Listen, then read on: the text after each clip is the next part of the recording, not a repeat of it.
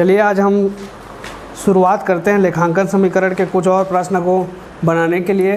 तो आज हम जो है लेखांकन समीकरण को इस टेबल के माध्यम से बनाएंगे। आपका जो फॉर्मेट है ये फॉर्मेट है, इसी के माध्यम से आपको लेखांकन समीकरण को बनाना है। आपको मैंने पिछले वीडियो में बताया था कि कैसे इस टेबल से हट करके कैसे बनाना है और इस टेबल में कैसे रख करके बनाना है। तो अभी हम बताएंगे कि आपको टेबल में रख करके कैसे बनाना है। बहुत ही सरल है, जैसे आपने पहले देखा है वीडियो में वैसे ही इसमें भी है। तो सबसे पहले हम चलते हैं क्वेश्चन नंबर 1 से। तो वहाँ पर लिखा हुआ है, क्वेश्चन नंबर फर्स्ट लिखा है, सुशांत ने 40,000 रुपये नकद और वह 10,000 रुपये का फर्नीचर लगाकर व्यवसाय प्रारंभ किया। तो हमको समझना सुशांत ने क्या किया है। सुशांत ने 40,000 रुपये का नकद सुशांत ने 40,000 रुपये का नकद 40,000 रुपये का नकद है और 10,000 रुपये का क्या है, 10,000 रुपये का है माल। ये दोनों लगाकर क्या किया, व्यवसाय आरंभ किया। यहाँ पर इसको ऐसे लिख सकते हैं, व्यवसाय आरंभ किया।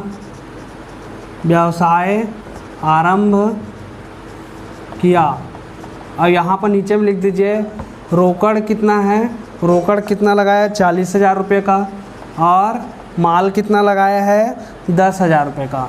माल है आपका, माल नहीं है, फर्नीचर है, सॉरी, फर्नीचर कितना का है 10,000 का। ठीक है, फर्नीचर है 10,000 का। ये हो गया। तो हमको समझना है कि इसको हम लेखांकन समीकरण में कैसे लिखेंगे। तो चलिए स्टार्ट करते हैं।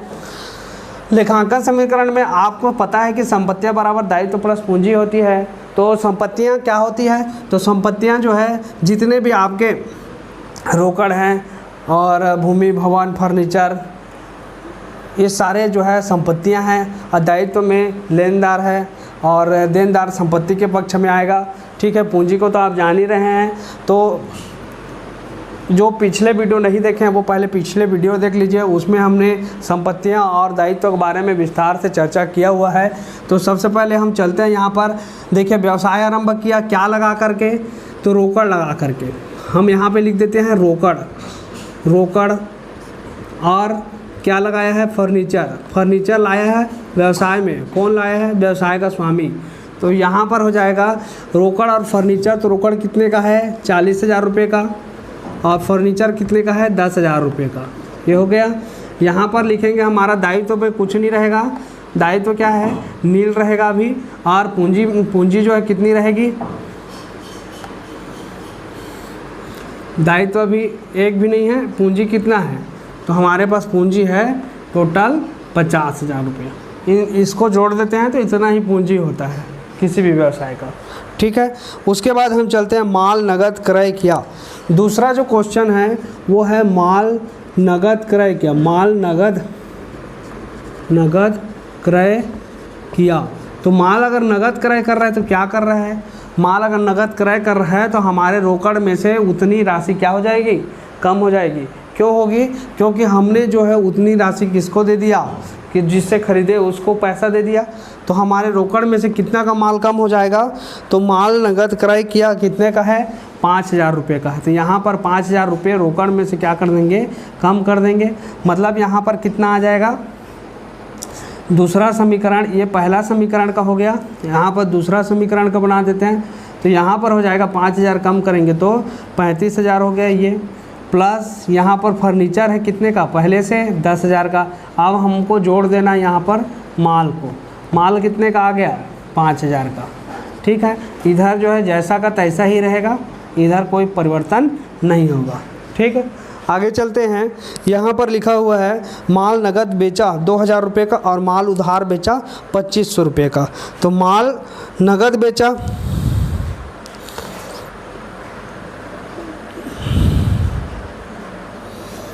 देखो आप इसको ऐसे भी कर सकते हैं, इसमें एक लकीर खींच सकते हैं इस प्रकार से।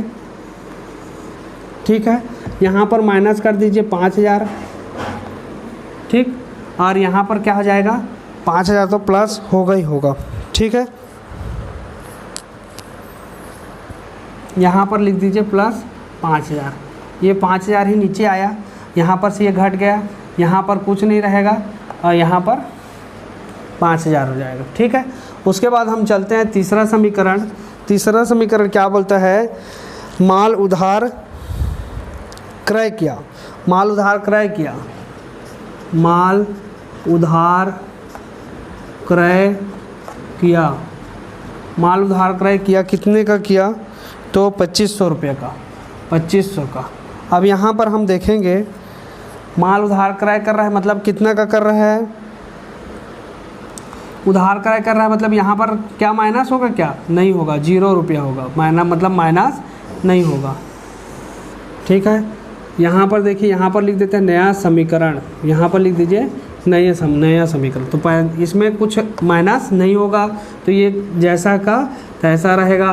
प्लस यहाँ पर देखिए फर्नीचर क्या होगा, फर्नीचर वैसा ही रहेगा। और उसके बाद है माल, माल क्या किया है, क्रय किया है, कितना का 2,500 रुपये का उधार माल क्रय किया है। तो 2,500 रुपये का उधार माल क्रय किया तो हमको क्या करना पड़ेगा, माल में जोड़ना पड़ेगा, क्योंकि 2,500 रुपये का माल और हमारे पास आ रहा है। तो अब टोटल माल कितने का हो गया, 7,500 रुपये का हो गया, ठीक है, 7,500 रुपये का हो गया।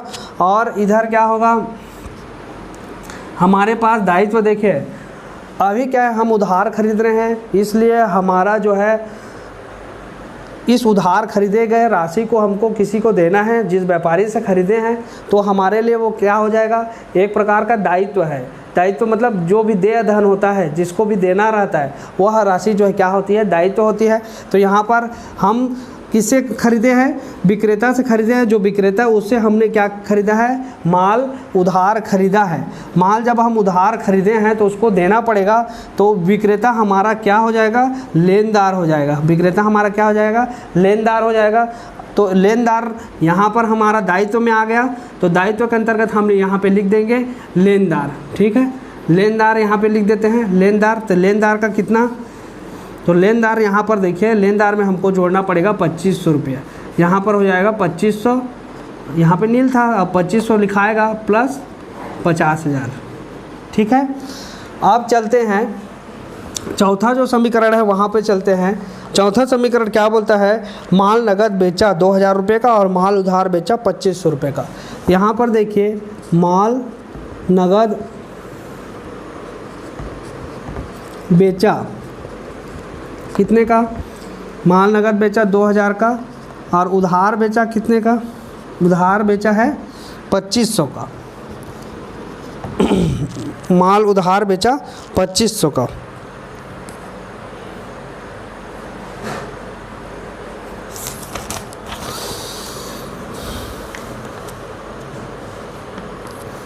देखो अब क्या करना है हमको, माल नगद बेचा है, नगद बेचा है तो क्या होता है, हम जब भी माल बेचते हैं तो हमारे पास क्या आता है, हमारे पास रोकड़ आता है, और हमारे पास से क्या जाता है, तो हमारे पास से क्या जाता है, माल जाता है।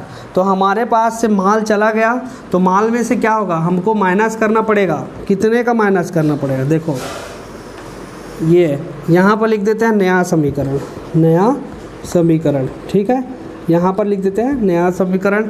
तो हमारे पास रोकड़ आया, कितना आया, माल नगद बेचे हैं तो नगद बेचे हैं, उसी का पैसा आएगा कितना, 2,000 रुपये, तो ये 2,000 रुपये आएगा। और जो 2,500 रुपये उधारी है, उधारी का पैसा कहाँ आएगा हमारे पास, वो तो बाद में आएगा, अभी आ रहा है क्या, नहीं आ रहा है, इसलिए यहाँ पर सिर्फ 2,000 रुपये ही दिखाएंगे और 2,500 रुपये कहाँ पर दिखाएंगे, आगे बताता हूँ।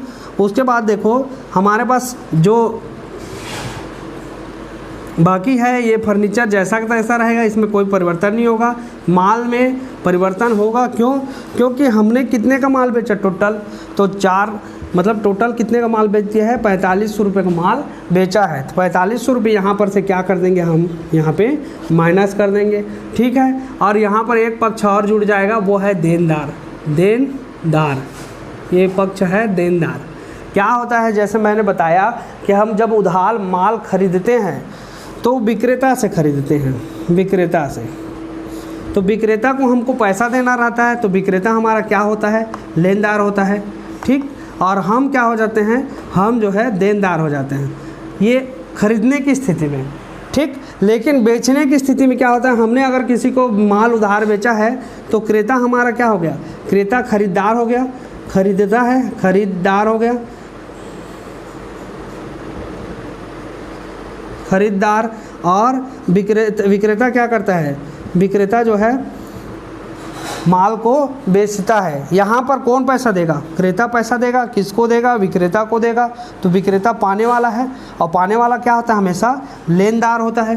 पाने वाला क्या होता है, हमेशा लेनदार। देने वाला क्या होता है, हमेशा देनदार होता है। देने वाला क्या होता है, हमेशा देनदार होता है। तो अभी जो है क्रेता क्या होगा, देनदार होगा।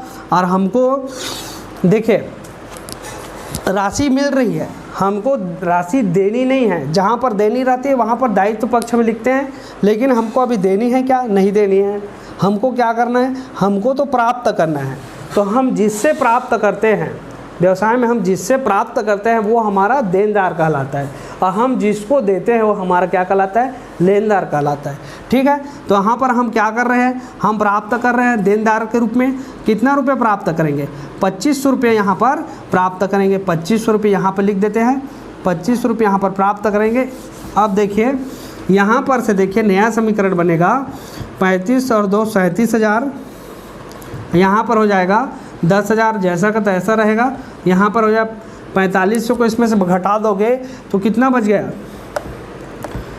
4 3, ये हो गया 0 0, और यहाँ पर भी 0, साथ में 4 गए, कितना बचा 3, और यहाँ पर हो जाएगा 2500 देनदार का, ठीक है। उसके बाद देखिए यहाँ पर हो गया 2500 ये, और यहाँ पर 50,000, ठीक है। उसके बाद चलते हैं, उसके बाद क्या लिखा है, कमीशन से प्राप्त हुए 1,000 रुपये, कमीशन से प्राप्त हुए 1,000 रुपये। तो हमको क्या मिल रहा है, कमीशन से प्राप्त हो रहा है, कमीशन से प्राप्त हुए कितना, 1,000। देखिए जब भी हमको कमीशन से प्राप्त हो रहा है तो हमको मिल रहा है क्या, रोकड़ मिल रहा है, पैसा आ रहा है। पैसा आ रहा है तो हमारे रोकड़ में क्या होगा, वृद्धि होगी, 1,000 रुपये की वृद्धि हो जाएगी। और हमारा कुछ कमी होगा क्या, नहीं होगा। क्यों, हमारे से कुछ जा रहा है क्या, नहीं जा रहा है, इसलिए कमी नहीं होगा। तो हमारे पास 1,000 रुपये जो है रोकड़ में वृद्धि होगी। और जैसे ही हमारे रोकड़ में अगर वृद्धि होती है तो हमारे क्या होता है, हमारे पूंजी में भी इसकी वृद्धि होती है। तो ये हो गया 38,000 रुपये, और यहाँ पर हो गया 10,000 ये, और ये हो गया 3,000 रुपये, और यहाँ पर हो गया 2500, और बराबर करेंगे यहाँ पर 2500 जैसा का वैसा रहेगा। यहाँ पर लिख देंगे आप 51,000 रुपये, ठीक है।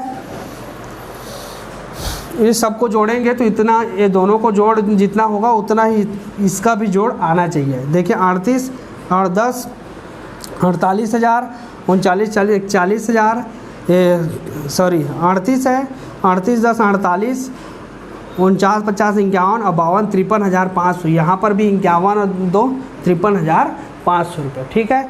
तो आगे बढ़ते हैं हम, ये हो गया नया समीकरण, ठीक है। उसके बाद हम आगे चलते हैं, छठवां जो समीकरण है उसको देखिए। छठवां समीकरण क्या बोलता है, मुनीम को वेतन के दिए 600 रुपये। मुनीम को क्या कर दे रहे हैं, वेतन के दे रहे हैं। मुनीम को मतलब समझते हैं, मुनीम को वेतन के दिए क्या होता है, बड़े बड़े जो संस्थान होते हैं, बड़े बड़े जो व्यापारिक गृह होते हैं, वहाँ पर लेखा जोखा का जो काम है वो उस व्यवसाय का मालिक नहीं कर पाता है व्यस्तता के कारण, तो वो एक अकाउंटेंट रख लेता है। अकाउंटेंट मतलब हिसाब किताब करने वाला व्यक्ति।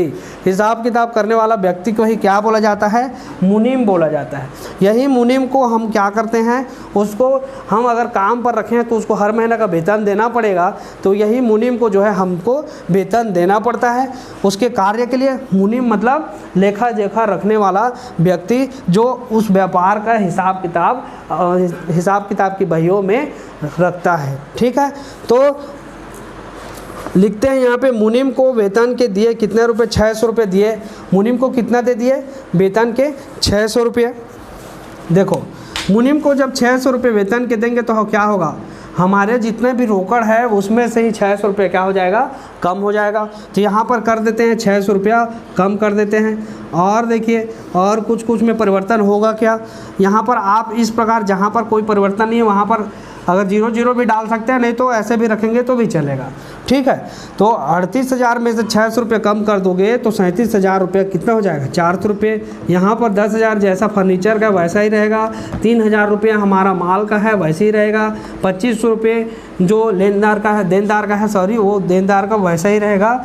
यहाँ पर देखिए लेनदार का भी 2,500 रुपये रहेगा और यहाँ पे 600 रुपये को क्या कर देंगे, माइनस कर देंगे। क्योंकि हमने देखा है कि जब हम वो प्राप्त होता है तो हम उसको क्या करते हैं, लिखते हैं।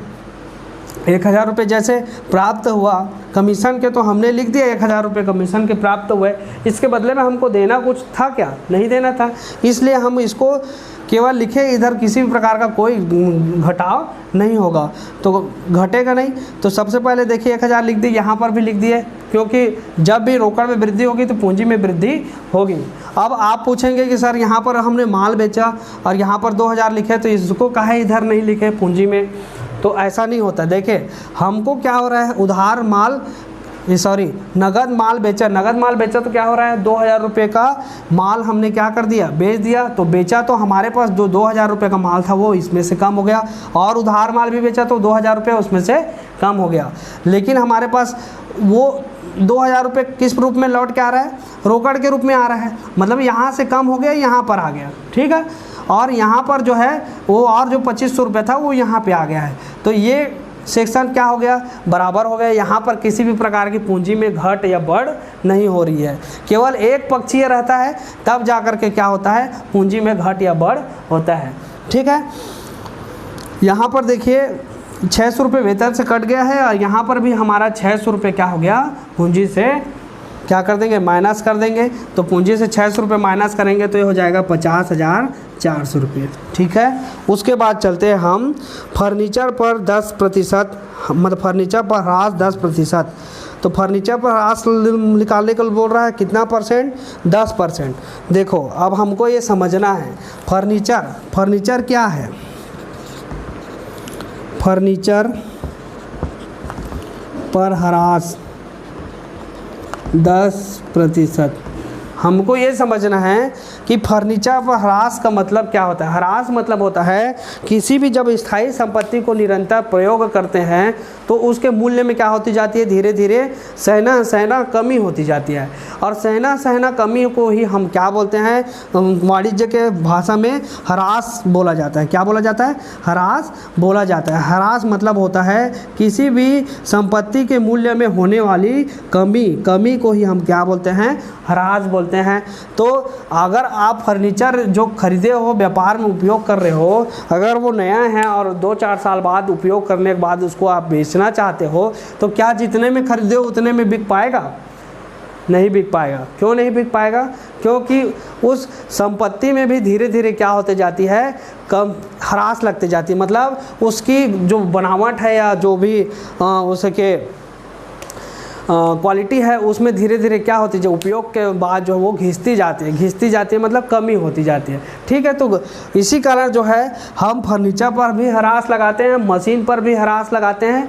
ठीक है, तो मशीन भी क्या है, मशीन एक स्थायी संपत्ति है, लेकिन उसके निरंतर प्रयोग करने से क्या होता है, हमारा उस मशीन को बाद में जब बेचते हैं तो उस मशीन से मूल्य हमको बहुत कम मिलता है। उदाहरण के लिए मैं बताना चाहूँ कि आप जैसे नया मोटरसाइकिल लेते हो और उसको उपयोग करते हो और उसको 2 साल बाद अगर आप बेचना जाओगे तो क्या जितने में आपने मोटरसाइकिल लिया उतने में बिक पाएगा, बिल्कुल नहीं बिक पाएगा।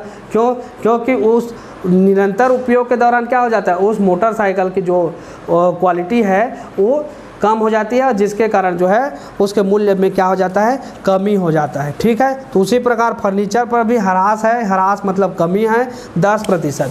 हमारा फर्नीचर कितना का था, 10,000 का। हमको यहाँ पे कैलकुलेशन करना पड़ेगा, हमारा फर्नीचर था 10,000 रुपये का, हमको ह्रास कितना बोला है, 10%।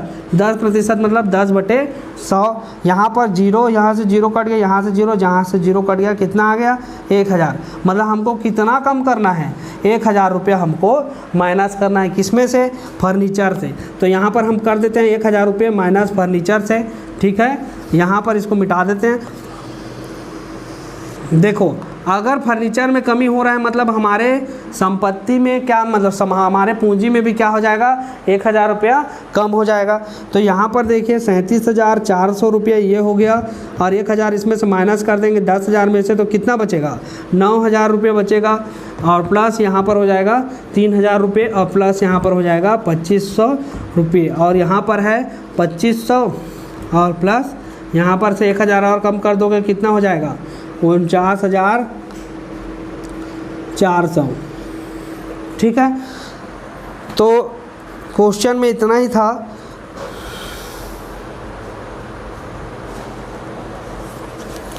क्वेश्चन में इतना ही था। ठीक है, तो हमको जो है इस प्रकार से लेखांकन समीकरण को क्या करना है, हल करना है। बहुत ही सरल है। जहाँ पर आपको जैसे यहाँ पर 0 0 है, इस प्रकार से आप कर सकते हैं। यहाँ पर 0 मतलब जहाँ पर कुछ नहीं वहाँ पर 0 है, समझिए। उदाहरण पुस्तक में भी देखेंगे तो इसी प्रकार से लिखा हुआ है। ठीक है, अगर आप इस प्रकार से नहीं करना चाहते हैं तो भी क्या है, कई बार दिमाग कंफ्यूज हो जाता है, इस प्रकार से रहता है। तो जहाँ पर जो भी चीज़ें हो रही है वहाँ पर प्लस माइनस कर दो, उससे समझ में आता है कि हाँ यहाँ पर हमारा 1000 रुपये फर्नीचर से कम हुआ है। क्या का कम हुआ है, यहाँ पर से देख लो, फर्नीचर पर 10% ह्रास से ये 1000 रुपये कम हो गए। तो यहाँ हमारे पास जो है देखो, संपत्ति बराबर दायित्व प्लस पूंजी, यहाँ पर इस सब को जोड़ोगे तो उसका मूल्य भी जो है इसके बराबर होगा। ठीक है, तो हम चलते हैं। देखो 49 और 50, 51, 51,000, 5 4 900, 51,000 क्या हो गया, 900 रुपये हो गया। ठीक है, 49, 50, 51 और 5 4 900, तो 51,900। यहाँ पर भी जोड़ लो, यहाँ पर हो गया देखो 2000 यहाँ पर है, 3 2 5,000, 5 और 9 9 5 14,500। 14,500 को यहाँ पर जोड़ लोगे तो कितना हो जाएगा, 0 0 5 4 9 और 7 4 11, 11 का 1, हाथ का 1, 3 1 4 1 5, तो 51,900 यहाँ पर भी हो रहा है। तो हमको यहाँ पर भी क्या लिख देना है, 51,900। मतलब क्या हो गया, संपत्ति बराबर दायित्व प्लस पूंजी। तो आप इस प्रकार से जो है लेखांकन समीकरण के क्वेश्चन को हल कर सकते हैं। आपके परीक्षा में लेखांकन समीकरण से 3 नंबर का क्वेश्चन आता है जो कि बहुत सरल होता है। इसको सिर्फ समझना, इस कॉन्सेप्ट को, फिर आपको लेखांकन समीकरण में किसी प्रकार की कोई दिक्कत नहीं होगी। ठीक है।